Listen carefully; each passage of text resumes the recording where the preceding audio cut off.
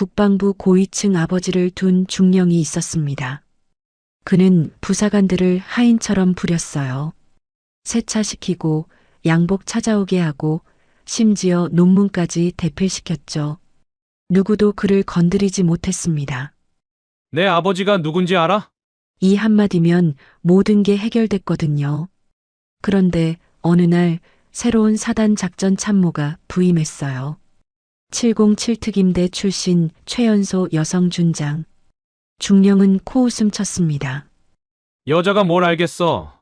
건드려도 아무 일 없을 거야. 그는 정말 몰랐어요. 자기가 얼마나 큰 실수를 하고 있는지. 대체 무슨 일이 벌어진 걸까요? 지금 바로 시작합니다. 경기도 포천시 관인면.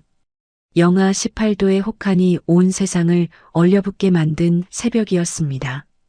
제5보병사단 예하 제17보병연대 본청 지휘통제실. 그곳에는 칼바람보다 더 차가운 공기가 감돌고 있었어요. 날카로운 고성이 지휘통제실의 정적을 갈랐습니다. 하여간 머리에 든 게 없는 것들이 문제야. 작전과장 윤태섭 중령이었습니다. 그의 손에 들려있던 작전 계획서가 바닥으로 거칠게 내던져졌어요. 종이들이 팔랑거리며 흩어졌습니다.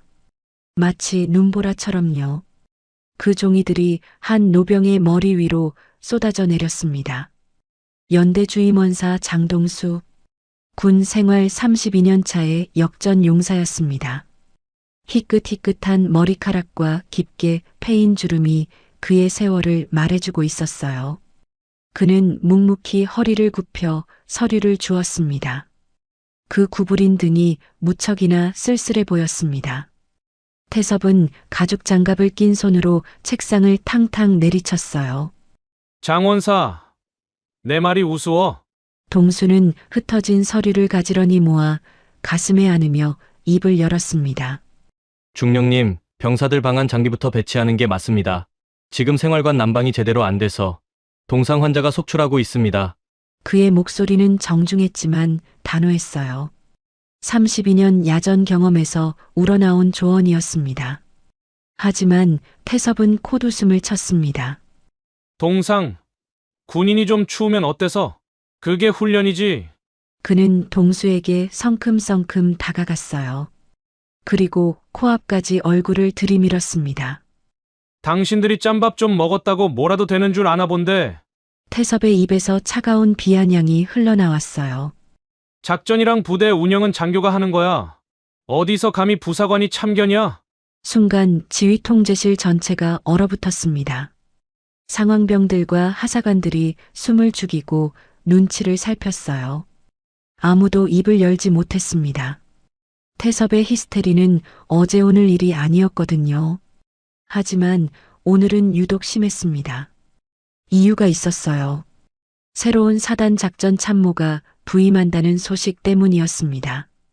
그것도 707특임대 출신의 최연소 여성 준장이라고 했어요. 태섭은 신임 작전 참모에게 잘 보이기 위해 부대 환경 미화에 목숨을 걸고 있었습니다. 장교 숙소 난방 시설을 최우선으로 올리라고 지시한 것도 그 때문이었어요. 상급자가 방문했을 때 따뜻한 숙소에서 지내게 해야 점수를 딸 수 있다고 생각한 거죠. 병사들의 동상 따위는 안중에도 없었습니다. 동수의 눈썹이 꿈틀거렸어요. 모욕감보다도 병사들 걱정이 앞섰습니다. 그는 천생 군인이었거든요. 중령님, 재고해 주십시오. 지금 이대로라면 훈련 중 부상자가 속출할 수 있습니다. 야! 태섭의 고함에 창문이 덜덜 떨렸습니다. 어디서 훈계질이야? 주임원사가 작전과장한테. 그의 얼굴이 불그락푸르락해졌어요. 당장 내가 시킨 대로 장교 숙소 난방부터 올려. 이건 명령이야. 명령. 동수는 깊은 한숨을 삼켰습니다. 계급은 깡패였어요. 논리와 경험이 통하지 않는 벽 앞에서 그는 입을 다물 수밖에 없었습니다. 알겠습니다. 동수가 힘없이 고개를 숙였어요. 바로 그 순간이었습니다. 태섭이 갑자기 동수의 멱살을 움켜쥐었어요. 잠깐. 태섭의 눈에 살기가 서렸습니다. 방금 네 눈빛이 마음에 안 드는데 그의 손이 천천히 올라갔어요. 뺨을 때리려는 자세였습니다. 지휘 통제실의 모든 인원이 얼어붙었습니다. 숨소리조차 들리지 않았어요. 동수의 눈이 굳어졌습니다. 32년 군 생활 동안 수많은 전장을 누벼왔습니다. 총알이 빗발치는 곳에서도 눈 하나 깜짝하지 않았어요. 하지만 지금 이 순간만큼은 달랐습니다. 젊은 장교의 손에 뺨을 맞는다는 굴욕. 그것은 전쟁터의 총알보다 더 뼈아픈 것이었어요. 그의 마음 속에서 뭔가가 서서히 무너지고 있었습니다. 바로 그때였습니다. 지휘통제실 뒤편 철문이 소리 없이 열렸어요. 아무도 눈치채지 못했습니다. 태섭도 동수도 그 누구도요. 오직 찬바람만이 들어왔을 뿐이었습니다. 그리고 군화 소리가 들려왔어요. 또각, 또각. 누군가가 천천히 다가오고 있었습니다. 기척을 죽인 채 마치 적진에 침투하는 특수요원처럼요. 그때 상황병 한 명이 슬쩍 옆 동료에게 속삭였어요.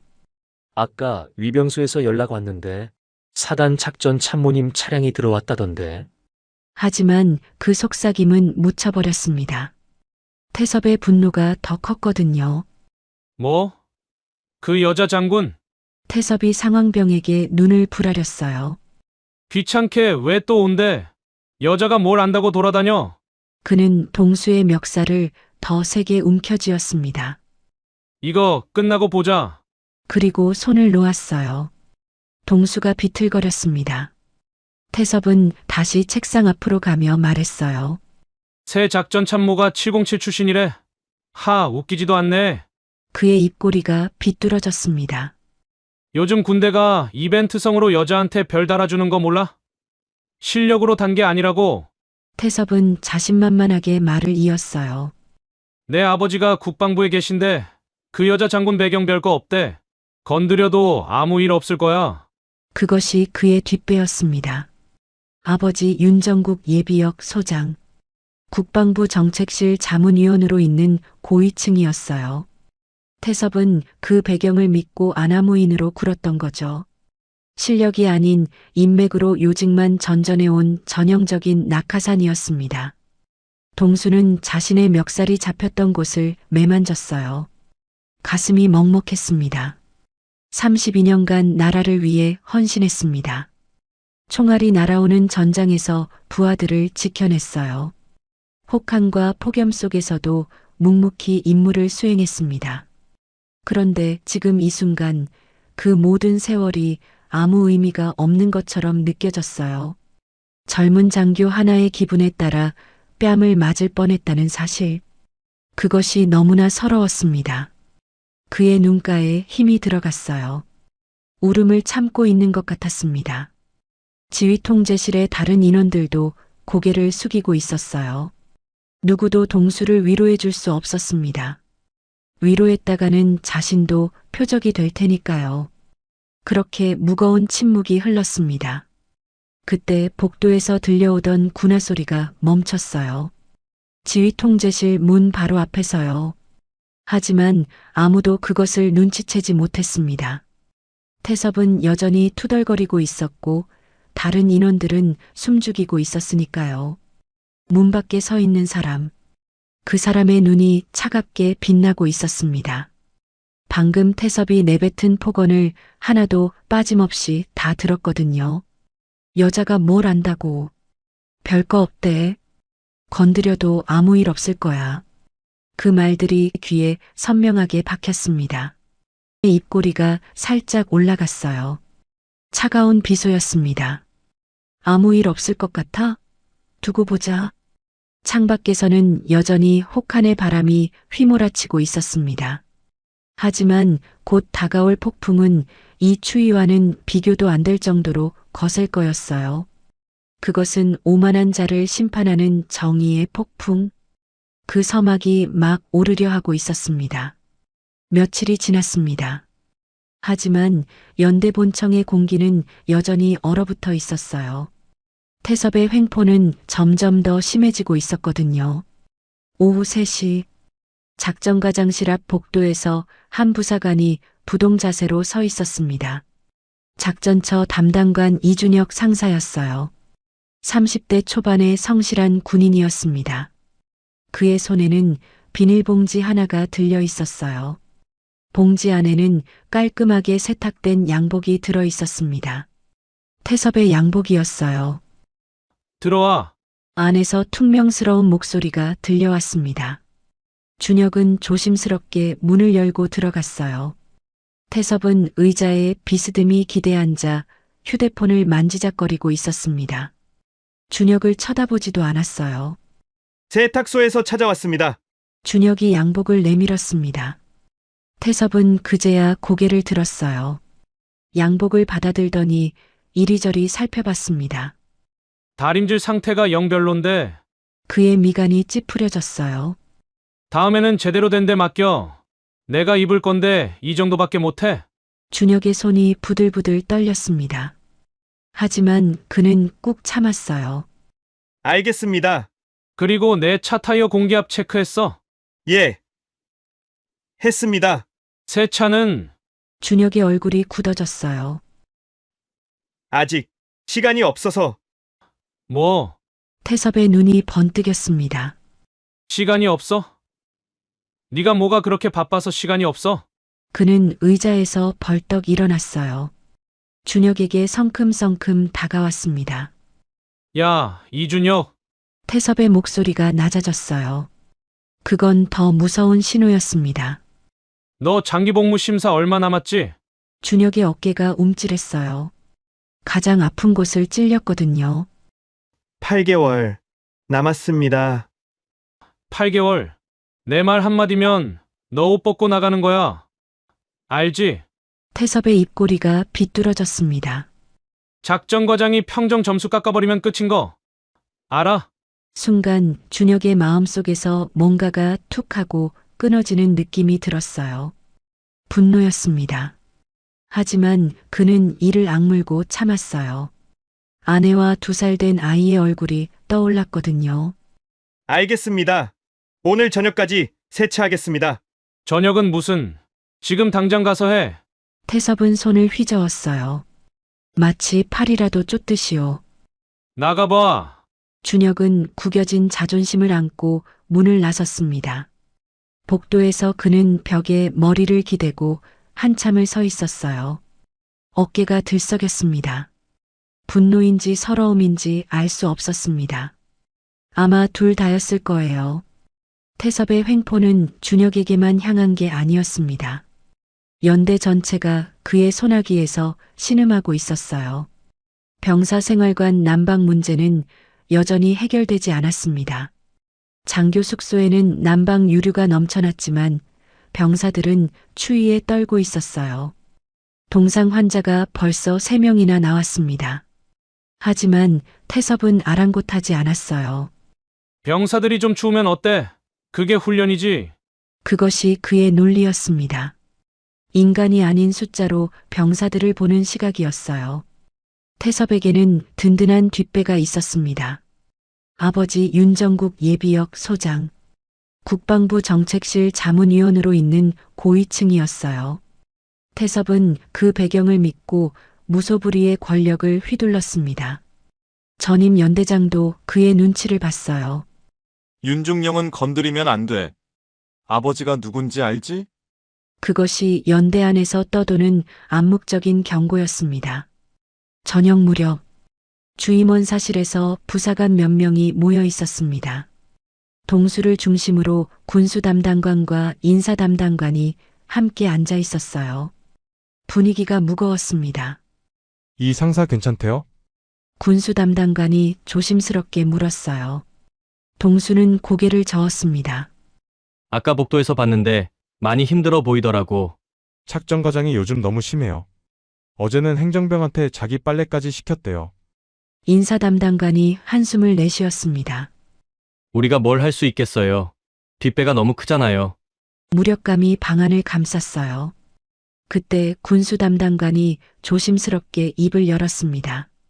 그나저나 새로 오시는 사단 작전 참모님은 어떤 분이래요? 동수의 눈빛이 희미하게 빛났어요. 707 특임대 출신이시래. 그것도 최연소 여성 준장이라고 하더라. 707이요? 진짜요? 군수 담당관의 눈이 커졌습니다. 707 특임대는 대한민국 최정예 대테러 부대였어요. 거기 출신이라면 보통 인물이 아닌 거였습니다. 그렇다더라. 야전 경험도 엄청나다고 하고. 동수의 목소리에 조심스러운 기대가 묻어났어요. 혹시 윤중령 같은 인간 좀 어떻게 해주시지 않을까요? 인사 담당관이 물었습니다. 하지만 동수는 쓴웃음을 지었어요. 글쎄, 윤중령 아버지가 국방부에 있잖아. 아무리 장군이라도 쉽지 않을 거야. 희망과 체념이 뒤섞인 표정이었습니다. 같은 시각, 작전과장실에서는 태섭이 동기들과 영상통화를 하고 있었어요. 야, 들었어? 새 사단 작전 참모가 여자래. 통화 상대가 놀라는 소리를 냈습니다. 그것도 707 출신이라나 뭐라나. 웃기지도 않아. 태섭은 코웃음을 쳤어요. 요즘 군대가 이상해. 여자한테 별 달아주고 난리야. 다 보여주기식이지. 그는 기대앉으며 말을 이었습니다. 내 아버지가 알아봤는데 그 여자 장군 배경 별거 없대. 집안도 평범하고. 그래? 그럼 건드려도 되겠네. 당연하지. 내 앞에서 까불면 가만 안 둬. 태섭의 눈에 오만함이 가득 차 있었어요. 그는 자신이 얼마나 큰 실수를 하고 있는지 모르고 있었습니다. 바로 그 시간, 연대 정문 위병소에 검은색 SUV 한 대가 들어왔어요. 운전병 없이 혼자 운전하는 여군 장교였습니다. 계급장이 가려진 야전 상해 차림이었어요. 위병이 거수 경례를 하려 했습니다.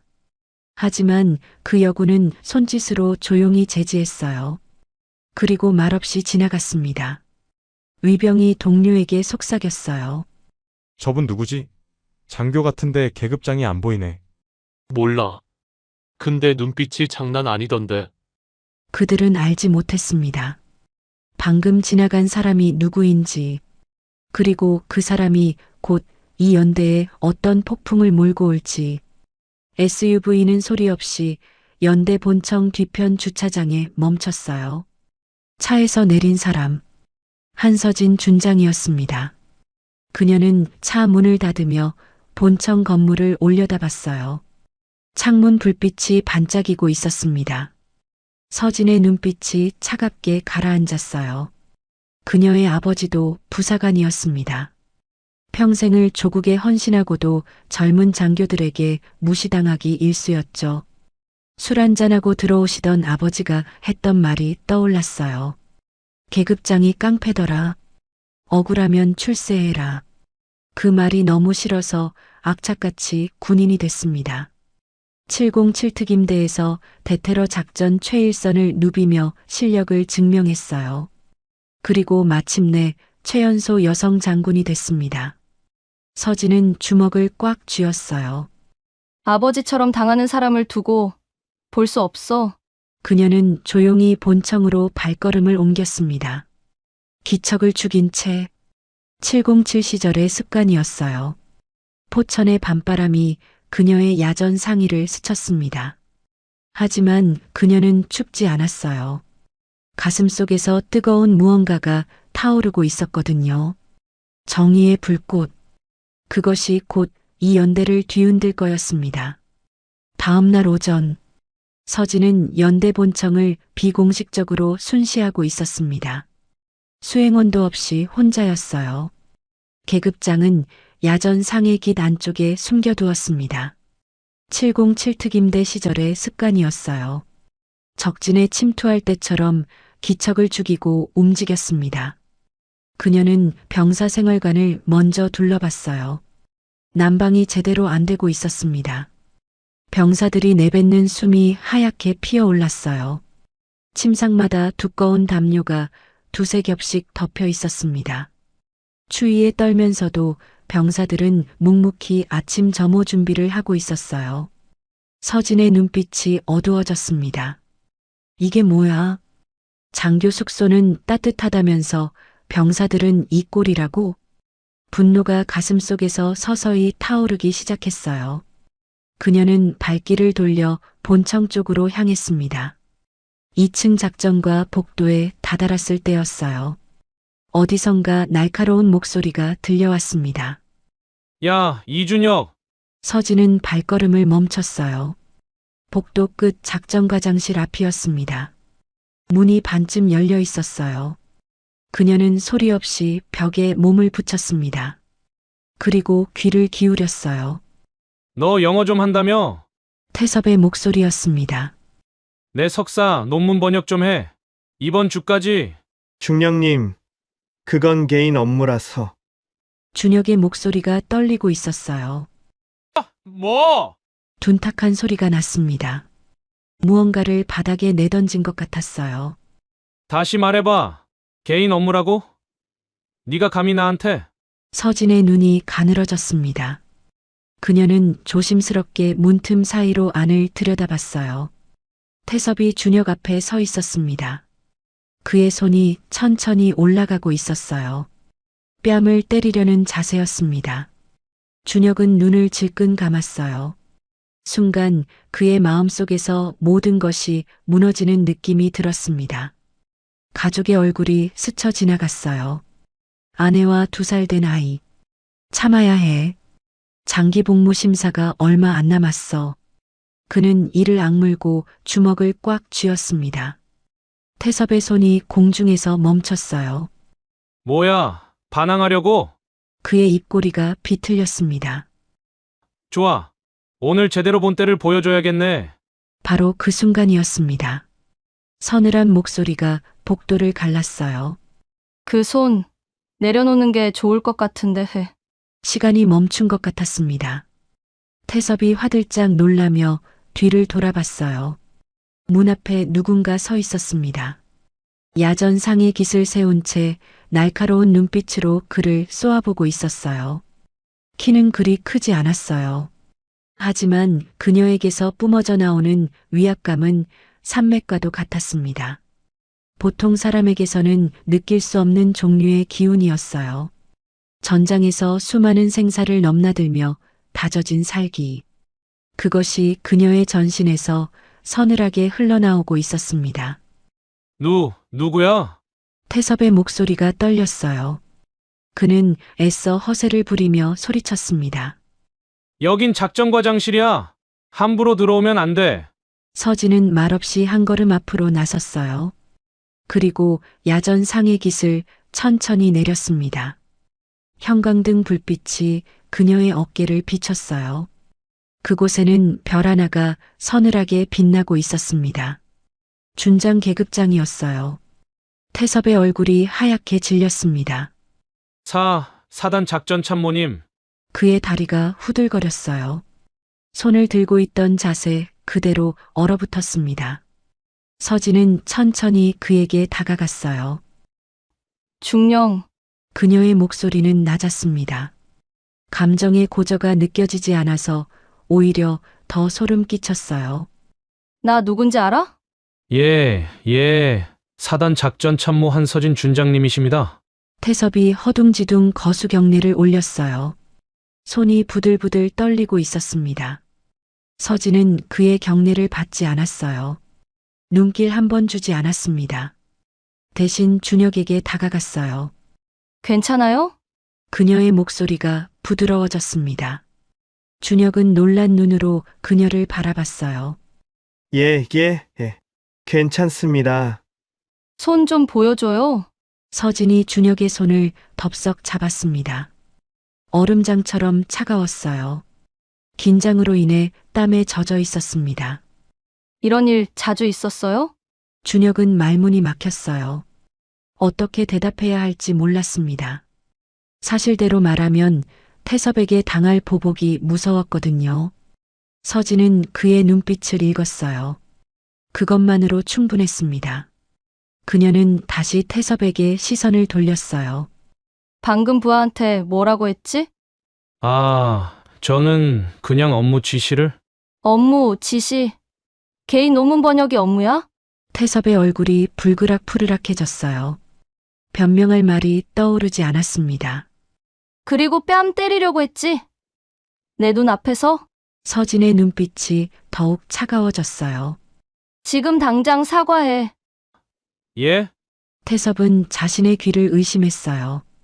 장교가 부사관에게 사과하라고? 그것도 병사들이 오갈 수 있는 복도에서? 안 들려? 사과하라고 했어. 서진의 목소리에 힘이 실렸습니다. 자네의 그 오만함 때문에 부하가 모욕을 당했어. 계급이 높다고 인격까지 높은 건 아니지. 태섭의 얼굴이 일그러졌어요. 자존심이 상했습니다. 하지만 눈앞의 여자는 장군이었어요. 별이 달려 있었습니다. 계급 차이는 절대적이었어요. 그는 이를 악물었습니다. 그리고 억지로 입을 뗐어요. 미안합니다. 진심이라고는 조금도 느껴지지 않는 사과였어요. 준혁은 고개를 숙인 채 말했습니다. 아닙니다. 제가 부족했습니다. 서진은 그 모습을 보며 혀를 찼어요. 피해자가 오히려 사과하고 있었습니다. 썩어 빠진 권위주의가 뼛속까지 박힌 조직의 민낯이었어요. 중령, 서진이 태섭을 똑바로 바라봤습니다. 오늘 본 것만으로도 충분해. 앞으로 내 눈에 띄지 않게 행동하는 게 좋을 거야. 그녀는 몸을 돌려 복도를 걸어 나갔어요. 태섭은 그녀가 사라질 때까지 고개를 들지 못했습니다. 하지만 바닥을 향한 그의 눈은 도끼로 이글거리고 있었어요. 두고 봐. 부사관 편을 들어? 내 아버지가 누군데? 그의 비뚤어진 자존심은 반성이 아닌 복수심을 향해 달려가고 있었습니다. 한편 서진은 주임원 사실로 향했어요. 동수가 자리에 있었습니다. 원사님, 잠시 시간 되세요? 동수가 벌떡 일어나 경례를 올렸어요. 서진은 손을 저었습니다. 앉으세요. 편하게 이야기해요. 그녀는 맞은편 의자에 앉으며 말했어요. 원사님, 저를 좀 도와주셔야겠습니다. 동수의 눈이 커졌어요. 장군이 부사관에게 도움을 청하고 있었습니다. 저 인간이 스스로 무너지게 만들 겁니다. 서진의 눈빛이 날카롭게 빛났어요. 단, 부대와 병사들은 지켜야죠. 그게 우리의 임무니까요. 동수의 가슴 속에서 뜨거운 무언가가 울컥 치밀어 올랐습니다. 30년 넘게 군복을 입으며 수많은 지휘관을 모셨어요. 하지만 이렇게 부사관을 믿고 의지하는 장군은 처음이었습니다. 명령만 내려주십시오. 그의 목소리에 힘이 들어갔어요. 서진은 미소 지었습니다. 고맙습니다.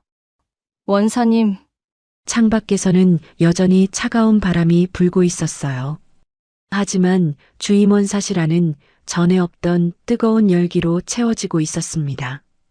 그것은 곧 다가올 폭풍의 전조였어요. 오만한 자를 심판하는 정의의 폭풍?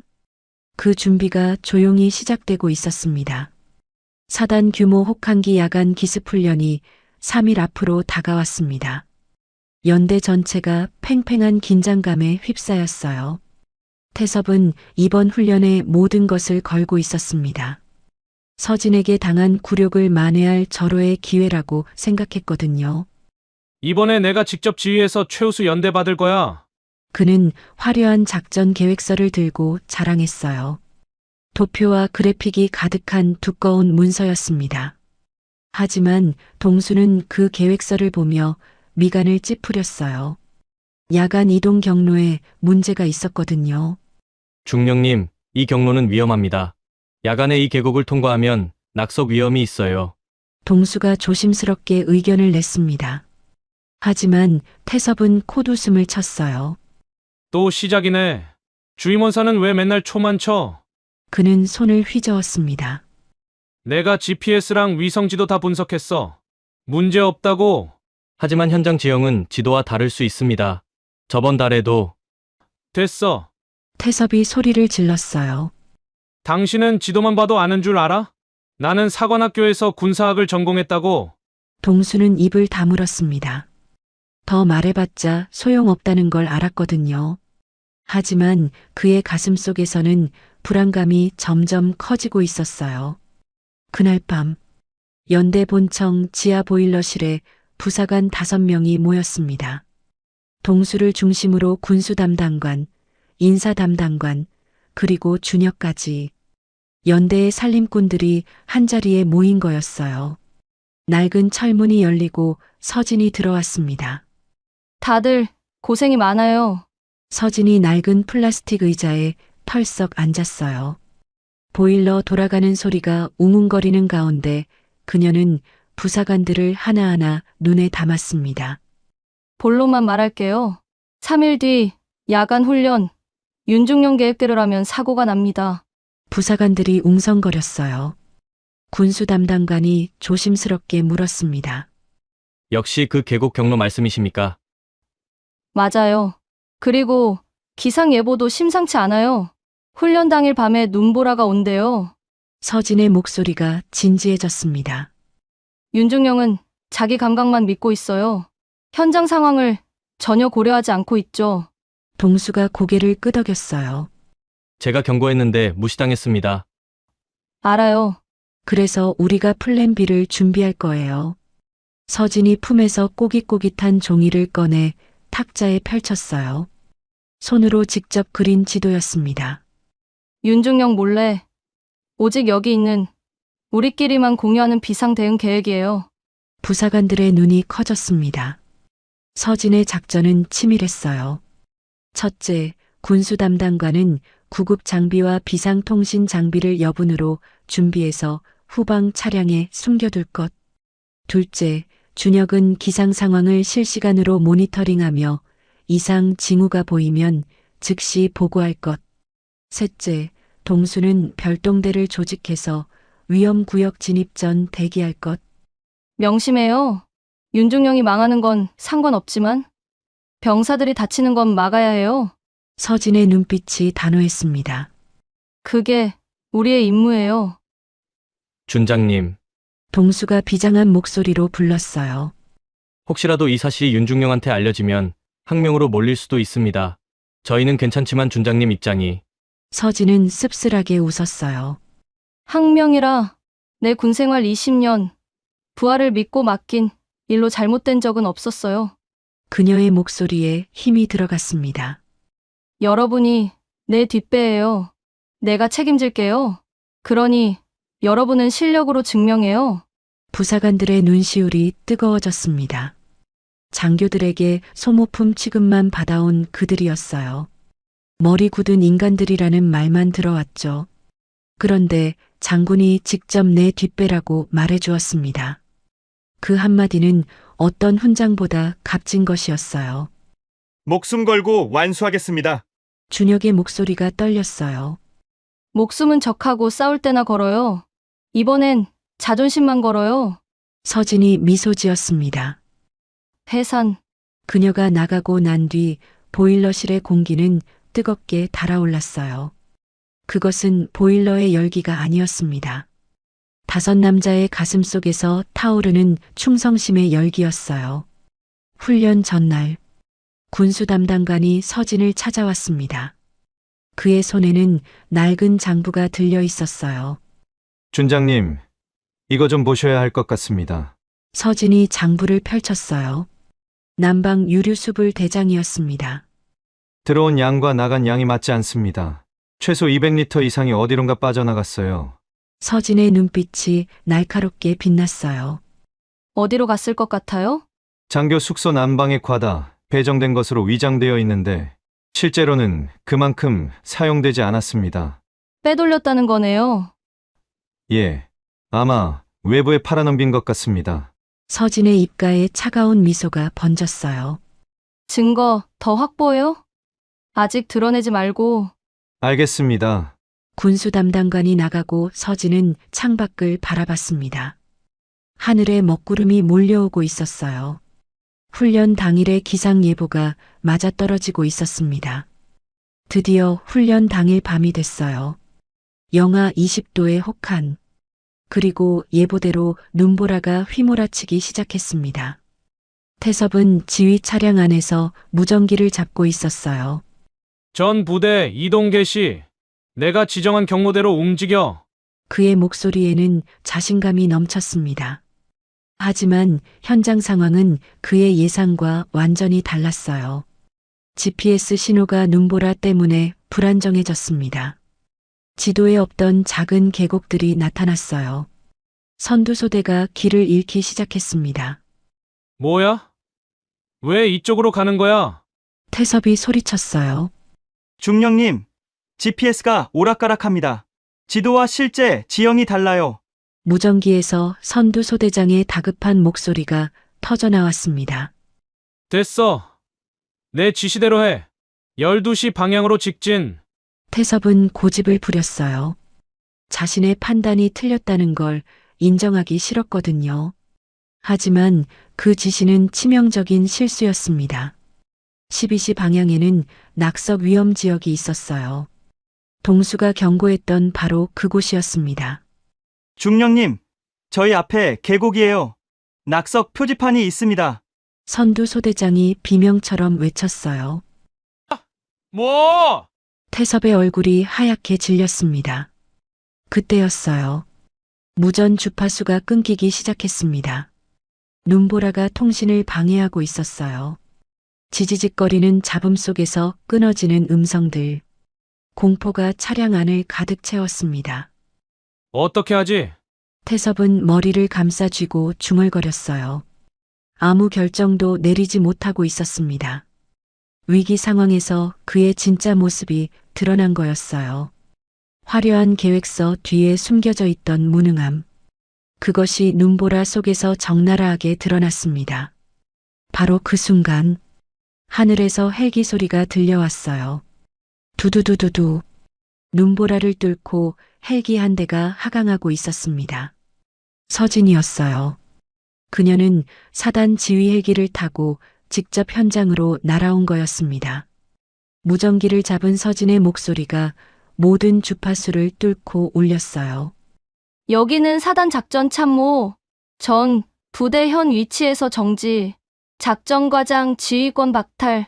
지금부터 내가 지휘한다. 태섭은 말을 잃었습니다. 머릿속이 하얘졌어요. 서진의 명령이 차례차례 떨어졌습니다. 707 시절 훈련받은 야간 전술이 빛을 발했어요. 선두소대 9시 방향 50m 후퇴. 그곳에 안전 지대 있어. 후속 부대는 현 위치 사수. 별동대가 안내할 거야. 동수와 부사관들이 미리 준비해둔 플랜 B가 가동됐습니다. 비상통신 장비로 끊겼던 통신이 복구됐어요. 구급 장비가 즉시 투입됐습니다.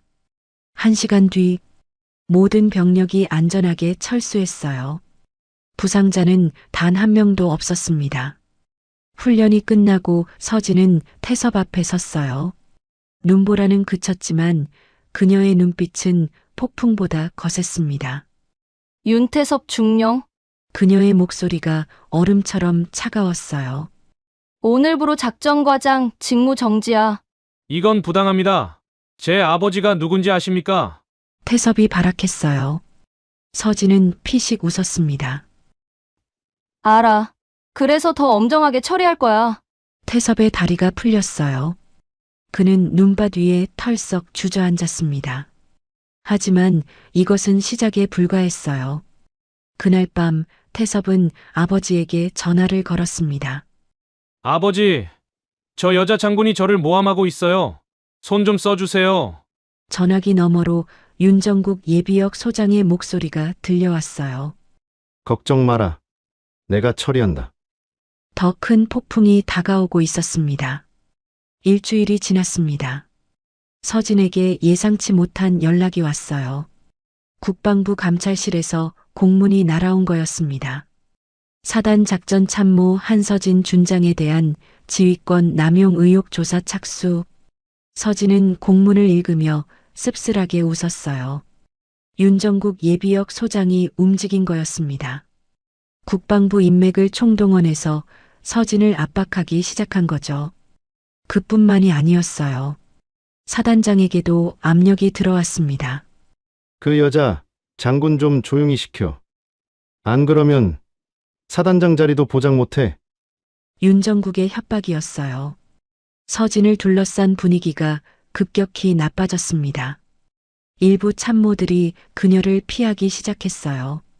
마치 전염병 환자를 대하듯이요. 하지만 서진은 물러서지 않았습니다. 오히려 더 강하게 밀어붙였어요. 증거 다 모았어요? 그녀가 동수에게 물었습니다. 예, 완벽합니다. 동수의 손에는 두꺼운 파일이 들려 있었어요. 서진은 파일을 펼쳤습니다. 윤태섭의 비리가 낱낱이 정리되어 있었어요. 난방 유류 빼돌린 내역, 병사복지기금 횡령 증거, 부사관들에게 개인 심부름시킨 녹취록, 그리고 결정적인 증거가 하나 더 있었습니다. 이게 뭐예요? 서진이 한 장의 서류를 집어들었어요. 전역한 군수담당관의 진술서입니다. 윤중령이 난방 유류를 외부에 팔아넘기고 그 돈을 자기 계좌로 받았다는 증언이에요. 동수의 목소리에 힘이 들어갔습니다. 그 담당관이 증언해줬어요? 예, 제가 직접 찾아가서 설득했습니다. 처음엔 보복이 두려워서 거부했는데 결국 양심의 가책을 이기지 못했어요. 서진의 입가에 미소가 번졌습니다. 이 정도면 충분해요. 아버지까지 엮을 수 있겠네요. 바로 그때 전화벨이 울렸어요. 군단장 오정훈 중장의 부관이었습니다. 준장님, 군단장님께서 내일 연대 방문하신다고 하셨습니다. 서진의 눈이 빛났어요. 알겠습니다. 전화를 끄는 서진은 동수를 바라봤습니다. 내일이 심판의 날이에요. 다음 날 아침, 연대 본청 앞에 검은색 승용차 2대가 멈춰 섰습니다. 첫 번째 차에서 군단장 오정훈 중장이 내렸어요.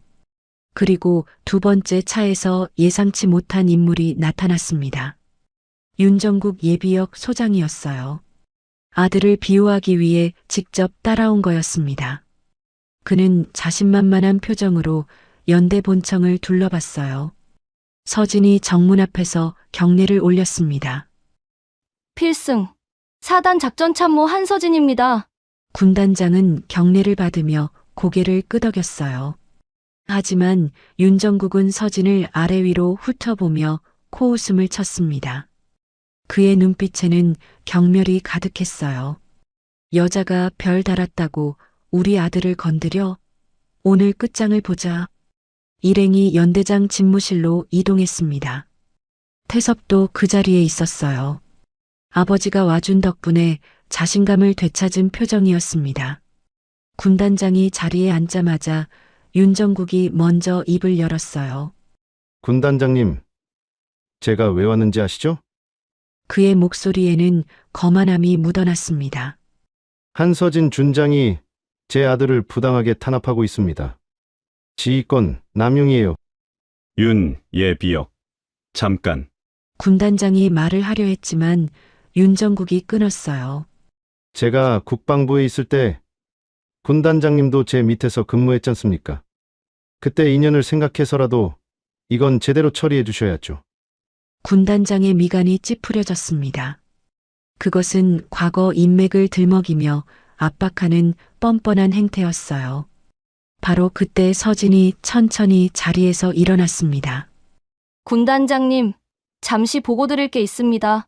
그녀의 손에는 두꺼운 파일이 들려 있었어요. 윤정국이 눈을 부라렸습니다.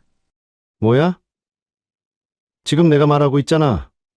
하지만 서진은 그를 완전히 무시했어요. 윤태섭 중령의 비위 사실에 대한 조사 결과입니다. 그녀는 파일을 군단장 앞에 펼쳐놓았습니다. 첫째, 난방 유류 200리터 이상 빼돌려 외부에 판매. 금액으로 약 300만 원. 태섭의 얼굴이 하얗게 질렸어요. 둘째, 병사복지기금 150만 원 횡령. 영수증, 위조, 증거 포함. 윤정국의 표정이 굳어지기 시작했습니다. 셋째, 부사관들에게 개인 심부름 강요 및 인격 모독. 녹취록 7건. 서진의 목소리는 담담했지만 그 내용은 폭탄과도 같았어요. 그리고 넷째, 서진이 잠시 말을 멈췄습니다. 그녀의 시선이 윤정국에게 향했어요. 윤정국 예비역 소장이 국방부 인맥을 동원해 조사를 방해하고 피의자를 비호한 정황. 윤정국이 벌떡 일어났어요. 뭐라고? 이게 무슨 헛소리야? 헛소리가 아닙니다. 서진이 또 다른 서류를 꺼냈어요. 국방부 감찰실에 보낸 문서 내역입니다. 예비역 신분으로 현역 인사에 부당하게 개입한 증거예요. 군단장이 서류를 받아들었습니다. 그의 표정이 점점 굳어졌어요. 윤 예비역. 이게 사실인가? 그건 윤정국이 더듬거렸어요. 처음으로 당황한 표정이 얼굴에 드러났습니다. 군단장이 천천히 자리에서 일어났어요. 그의 눈빛이 얼음장처럼 차가워졌습니다. 윤정국 예비역. 그의 목소리가 낮게 울렸어요.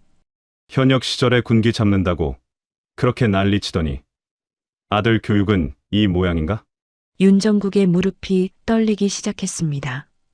그리고 윤태섭 중령. 군단장의 시선이 태섭에게 향했어요. 내 군단 예하 부대에서 이런 일이 벌어지고 있었다니 치욕스럽군. 태섭은 아무 말도 하지 못했어요. 입술만 파르르 떨고 있었습니다. 당장 헌병대에 인계해 군사법원에 회부할 거야. 군단장의 명령이 떨어졌습니다. 아버지! 아버지 살려주세요! 태섭이 아버지에게 매달렸어요.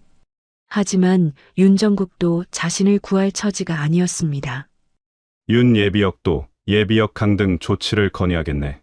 자문위원 자리도 당연히 해임이고. 군단장의 선고는 냉정했어요. 헌병들이 들어와 태섭의 양팔을 잡았습니다. 살려주세요. 제가 잘못했습니다. 태섭이 발버둥쳤어요. 하지만 소용없었습니다. 윤정국은 아들이 끌려가는 모습을 보며 그 자리에 주저앉았어요. 그의 무릎이 바닥에 닿았습니다. 평생을 권력과 인맥으로 살아온 남자가 처음으로 무릎을 꿇은 순간이었어요. 서진은 그 모습을 지켜보며 창밖을 바라봤습니다. 포천의 하늘이 맑게 개어 있었어요. 한 달 뒤 봄이 왔습니다. 태섭은 군사법원에서 징역 3년을 선고받았어요. 불명예 전역과 함께 군인연금 수령 자격도 박탈당했습니다. 윤정국은 예비역 강등과 함께 모든 공직에서 쫓겨났어요. 그리고 오늘은 특별한 날이었습니다. 장동수 원사의 정년 퇴임식이었어요. 연병장에는 병사들이 자발적으로 모여 있었습니다. 누가 시키지도 않았어요. 모두가 아버지 같은 주임 원사의 마지막을 배웅하러 온 거였습니다. 동수가 단상에 올라 마이크를 잡았어요. 사랑하는 장병 여러분, 그의 목소리가 살짝 떨렸습니다. 군대의 힘은 장군의 별에서 나오는 게 아닙니다. 여러분의 땀방울, 흙 묻은 전투와 전우를 지키겠다는 뜨거운 마음, 그것들이 모여 진짜 별이 됩니다. 병사들 사이에서 훌쩍이는 소리가 들렸어요. 서진도 단상 아래에서 조용히 눈시울을 적시고 있었습니다. 퇴임식이 끝나고 서진은 동수와 악수를 나눴어요. 원사님, 정말 고생 많으셨습니다. 준장님 같은 분을 모시게 되어 영광이었습니다. 동수의 눈가에 눈물이 맺혔어요. 가끔 놀러 오세요. 따뜻한 보리차 대접할게요. 하하, 짬밥은 이제 질렸습니다. 소주나 한 잔 사주세요. 두 사람이 웃었어요. 서진은 집무실로 돌아와 창밖을 바라봤습니다. 병사들이 족구를 하며 뛰어놀고 있었어요. 웃음소리가 여기까지 들렸습니다. 그녀의 입가에 미소가 번졌어요. 아버지, 보고 계시죠? 저는 계속 싸울 거예요. 책상 위에 펜을 집어들었습니다. 새로운 명령서를 작성하기 시작했어요. 그녀가 써내려가는 글씨에는 권위가 아닌 책임이, 명령이 아닌 배려가 담겨 있었습니다. 연대 본청 정문에 새로운 표어가 걸렸어요. 상관에 대한 존중, 부하에 대한 사랑. 포천의 봄바람이 그 표어를 살랑살랑 흔들었습니다. 이곳은 별들의 전장이었어요. 하지만 하늘의 별만이 아니었습니다. 땅 위에서 묵묵히 자신의 자리를 지키는 수천 수만 개의 작은 별들. 그들이 함께 빛나는 곳이었어요. 서진은 다시 펜을 움직였습니다. 자, 다시 시작해볼까요? 그녀의 눈빛이 봄 햇살처럼 따뜻하게, 그러나 여전히 장군의 기백을 담아 빛났습니다. 오늘 이야기 어떠셨나요? 세상에는 아직도 권력을 휘두르며 약자를 괴롭히는 사람들이 있습니다. 하지만 정의는 반드시 승리한다는 것을 기억해 주세요. 이 영상이 마음에 드셨다면 구독과 좋아요 부탁드려요. 여러분의 응원이 더 좋은 이야기를 만드는 힘이 됩니다. 시청해 주셔서 감사합니다.